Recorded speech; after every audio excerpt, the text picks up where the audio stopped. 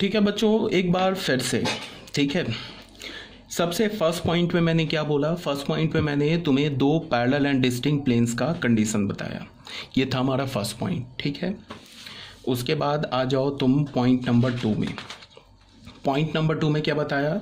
दो प्लेन्स का मैंने बताया कि अगर दो प्लेन्स कोइंसाइड करेगा तो उसका कंडीशन क्या होगा, ठीक है। थर्ड में मैंने क्या बताया कि अगर तीनों प्लेन्स पैरेलल एंड डिस्टिंक्ट होगा, तो अगर तीनों प्लेन पैरेलल एंड डिस्टिंक्ट है तो डेल्टा और डेल्टा ई ज़ीरो होगा और नो सॉल्यूशन होगा, ठीक है। ये ऑलरेडी मैंने डिस्कस कर दिया। उसके बाद क्या है, पॉइंट नंबर 4 में क्या बोला कि अगर तीन प्लेन में से कोई भी दो प्लेन पैरेलल हो जाए और तीसरा जो प्लेन है ना वो नॉन पैरेलल हो जाए, मतलब कि दो प्लेन ऐसे पैरेलल, ठीक है, और तीसरा प्लेन जो उसको ऐसे कट करे, तो भी ऑब्वियस ही बात है तीनों प्लेन्स पर कोई भी हमें पॉइंट ऑफ इंटरसेक्शन नहीं मिलेगा। इस केस में क्या होगा कि डेल्टा ज़ीरो हो जाएगा और any one of delta is non zero हो जाएगा, ठीक है। तो भी हमारा सिस्टम ऑफ इक्वेशन इनकंसिस्टेंट होगा और नो सॉल्यूशन होगा। ये था हमारा पॉइंट नंबर 4। पॉइंट नंबर 5 में मैंने क्या बोला कि कोई भी तीन प्लेन में से कोई भी दो प्लेन क्या हो जाए, कॉन्साइड कर जाए, और जो थर्ड प्लेन हो ना, कोई भी दो प्लेन कॉन्साइड कर जाए, तीसरा प्लेन उसके पैरेलल हो जाए, तो इस केस में क्या होगा, सिस्टम ऑफ इक्वेशन क्या हो जाएगा, दो प्लेन कॉन्साइड कर गया, ठीक है, दो प्लेन कॉन्साइड कर गया। तो अगर दो प्लेन कॉन्साइड कर गया इसका क्या मतलब है कि वो दो प्लेन नहीं गिवन है, वो एक ही प्लेन गिवन है। तो जो भी दो प्लेन कॉन्साइड कर रहा है उसमें से कोई भी एक प्लेन हटा दो, एक प्लेन हटा दो। अब तुम देखो कि दूसरे प्लेन और तीसरे प्लेन के बीच में क्या चल रहा है। तो दूसरा प्लेन और तीसरा प्लेन अगर पैरेलल एंड डिस्टिंक्ट हो गया तो फिर क्या हो जाएगा, डेल्टा और डेल्टा आई क्या हो जाएगा हमारा, ज़ीरो हो जाएगा, एंड सिस्टम ऑफ इक्वेशन क्या हो जाएगा, इनकंसिस्टेंट एंड नो सॉल्यूशन। ये था हमारा पॉइंट नंबर 5। अब पॉइंट नंबर 6 में हमने क्या बोला कि if any two planes out of the three planes are coincident and the third plane is non parallel to the coincide plane.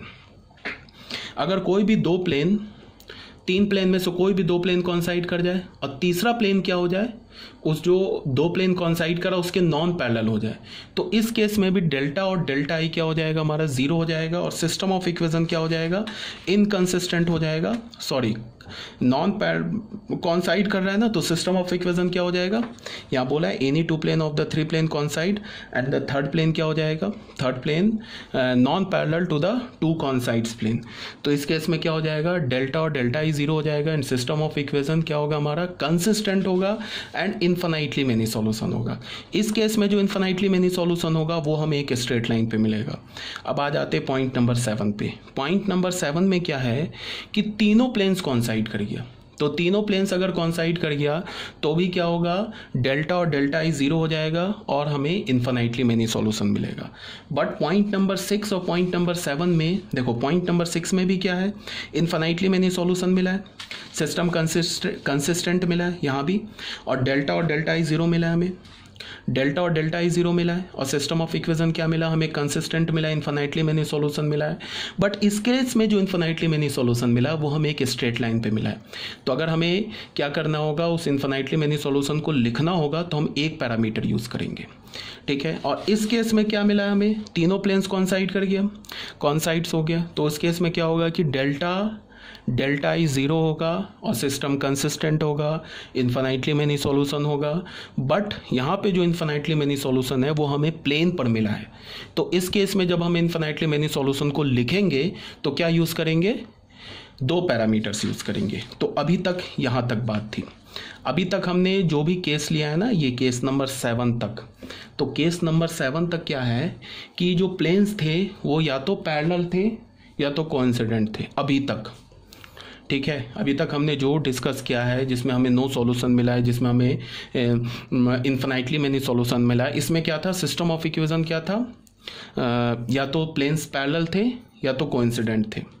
एक बार तुम ऐसे देख लो, मैं एक बार जनरल और तुम्हें अच्छे से समझाने की, इसलिए कि बच्चे अभी तक फिर भी कंफ्यूज कर जाते, बट एक बार और मैं तुम्हें समझाता हूँ। a1x b1y plus c1z is equal to d1। एक हमने ले लिया a2x plus b2y plus c2z is equal to d2। इसको तुम देखो, a3x plus b3y, sorry a3x plus b3y plus c3z is equal to d3। मान लो कि तुम्हारे पास ऐसा मिल गया, तीन केस, ठीक है। अब सुनो क्या है, ये फर्स्ट प्लेन, ये सेकंड प्लेन, और ये हमारा थर्ड प्लेन। अब देखो क्या है, मान लो कि तुम्हें क्या दिख गया कि पहला प्लेन और दूसरा प्लेन कॉन्साइड कर गया, ये तुम्हें दिख रहा है। कैसे पता चलेगा? a1/a2 is equal to b1/b2 is equal to c1/c2 is equal to d1/d2। तो पहला प्लेन और दूसरा प्लेन कॉन्साइड हो गया, तो तुमने क्या किया, इस दो प्लेन में से किसी एक प्लेन को हटा दिया। मान लो फर्स्ट प्लेन को हटा दिया तुमने, बिकॉज अगर ये दोनों प्लेन कॉन्साइड कर गए तो हमें इनफैक्ट क्या है, ये दो प्लेन नहीं है, दो डिफरेंट प्लेन नहीं, ये तो एक ही प्लेन है। तो हमने किसी भी एक प्लेन को हटा दिया। अब हमने देखा ये सेकेंड प्लेन और थर्ड प्लेन के बीच में क्या चल रहा है। अगर सेकेंड प्लेन और थर्ड प्लेन आपस में पैरेलल और डिस्टिंक्ट हो गया तो फिर क्या होगा, नो सॉल्यूशन हो जाएगा। ठीक है, अगर ये दो प्लेन पैरेलल हो गया तो थर्ड प्लेन को तो इनफैक्ट देखने की जरूरत ही नहीं है। थर्ड प्लेन चाहे पैरेलल हो चाहे नॉन पैरेलल हो, क्या होगा हमारे पास, सिस्टम इनकंसिस्टेंट ही होगा। अगर पहला दो प्लेन पैरेलल एंड डिस्टिंक्ट हो गया, सिस्टम तो इनकंसिस्टेंट ही होगा, नो सॉल्यूशन होगा। तो तुम्हें थर्ड प्लेन को देखने की जरूरत ही नहीं है। बट फिर भी बता रहा हूँ, अगर थर्ड प्लेन इस प्लेन के साथ क्या हो जाए, पैरेलल एंड डिस्टिंक्ट हो जाए, तो कौन सा केस हो जाएगा हमारा केस हो जाएगा कि तीनों प्लेन क्या हो जाएंगे, पैरेलल एंड डिस्टिंक्ट हो जाएंगे। तो जब तीनों प्लेन पैरेलल एंड डिस्टिंक्ट हो जाएंगे उस केस में हमारा क्या होगा, डेल्टा और डेल्टा ई जीरो होगा, सिस्टम इनकंसिस्टेंट हो जाएगा, नो सॉल्यूशन हो जाएगा। अगर ये सेकेंड प्लेन और थर्ड प्लेन कॉन्साइड कर गया, मैंने पहले बोला कि डेल्टा वन और डेल्टा, ये दोनों प्लेन क्या हो गया, पैरेलल एंड डिस्टिंक्ट हो गया। ठीक है, पैरेलल एंड डिस्टिंक्ट हो गया था। उसके जब पैरेलल एंड डिस्टिंक्ट हो गया तो मैंने फर्स्ट प्लेन को हटा दिया। अब मैंने देखा सेकंड और थर्ड प्लेन, ये सेकंड और थर्ड प्लेन अगर दोनों प्लेन पैरेलल एंड डिस्टिंक्ट हो गया तो क्या होगा, डेल्टा और डेल्टा ई जीरो हो जाएगा, सिस्टम इनकंसिस्टेंट हो जाएगा। अगर सेकंड प्लेन और थर्ड प्लेन क्या हो गया, ये नॉन पैरेलल हो गया, तो फिर क्या हो जाएगा कि डेल्टा तो जीरो होगा ही होगा, बट उसमें से delta one, delta two, delta three में से कोई एक नॉन जीरो हो जाएगा। Again system of equation inconsistent होगा एंड नो सॉल्यूशन होगा। अगर सेकंड और थर्ड प्लेन कॉन्साइड कर गया तो फिर क्या होगा, डेल्टा और डेल्टा ई जीरो हो जाएगा और again system of equation inconsistent होगा और नो सॉल्यूशन होगा। ये बात आ रही समझ में?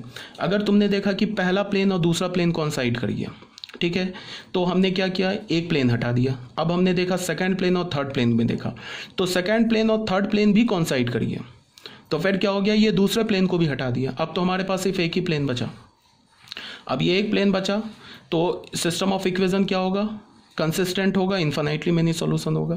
अब उस इन्फिनाइटली मेनी सॉल्यूशन को तुम लिखोगे कैसे?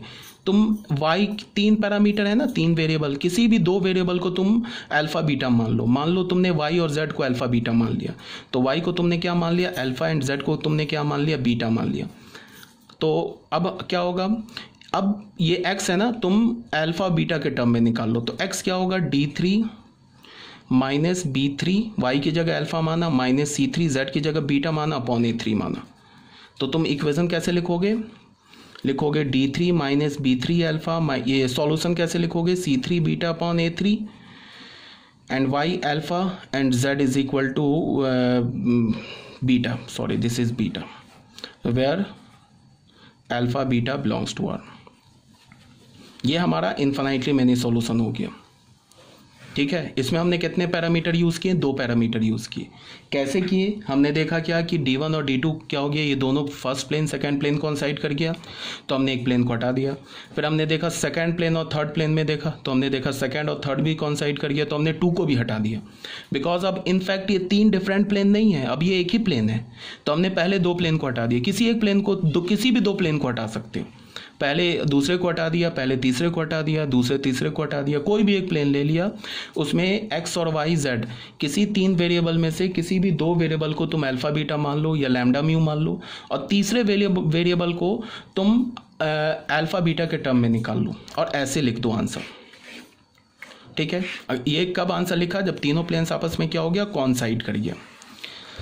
ठीक है, अब मान लो कि ऐसा हो जाए कि 2 प्लेन कॉन्साइड कर जाए, पहला प्लेन और दूसरा प्लेन कॉन्साइड कर जाए, तो कोई भी पहले प्लेन को हमने हटा दिया।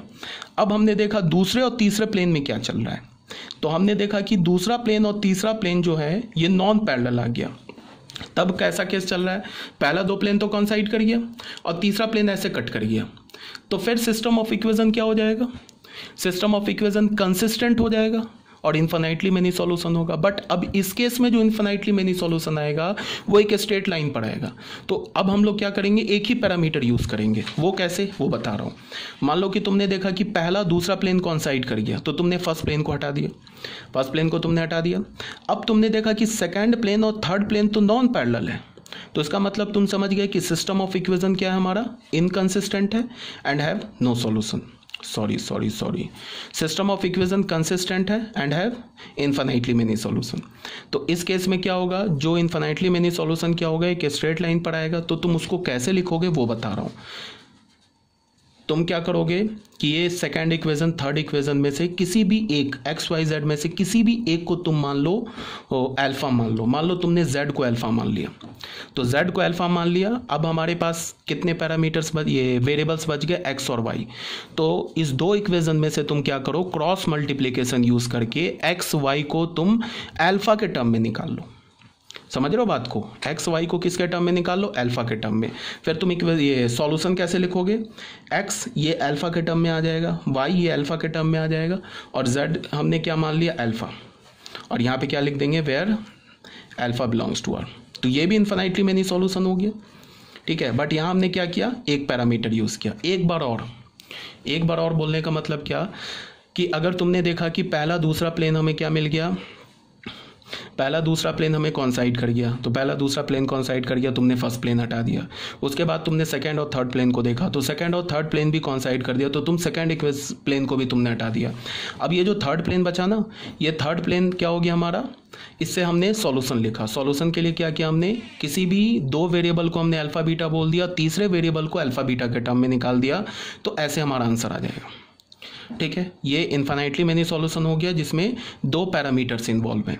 अब सेकंड केस में हमने क्या बोला कि हमने देखा कि पहला दूसरा प्लेन कॉन्साइड कर गया, तो एक इस प्लेन को हटा दिया। अब और सेकंड और थर्ड प्लेन में हमने देखा सेकंड और थर्ड प्लेन नॉन पैरेलल है, तो फिर भी इनफिनाइटली मेनी सॉल्यूशन होगा, डेल्टा और डेल्टा ई जीरो होगा, ठीक है। तो अब उस इनफिनाइटली मेनी सॉल्यूशन के लिखने के लिए हमने क्या किया, एक्स वाई जेड इस सेकंड और थर्ड इक्वेशन में एक्स वाई जेड में से किसी भी क्या किया, एक को x को या तो y को या तो z को हमने अल्फा बोल दिया, और फिर हमने क्रॉस मल्टीप्लिकेशन यूज़ किया और x और y को किसके टर्म में निकाल लिया, अल्फा के टर्म में निकाल लिया, और ऐसे लिख दिया अल्फा बिलोंग्स टू आर। तो फिर इनफिनाइटली मेनी सॉल्यूशन आ जाएगा, ठीक है।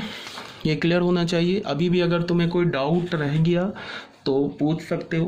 तो अभी तक हम लोग किस केस में कर रहे थे, जब सारे प्लेन्स या तो पैरेलल थे, कॉन्साइड थे, ठीक है। इस केस में हम लोग कर रहे थे कि सारे दो प्लेन्स पैरेलल हो गए या तीनों प्लेन्स पैरेलल हो गए, या दो प्लेन कॉन्साइड हो गया, तीसरा प्लेन नॉन पैरेलल हो गया, या दो प्लेन कॉन्साइड हो गया, तीसरा प्लेन भी कॉन्साइड हो गया।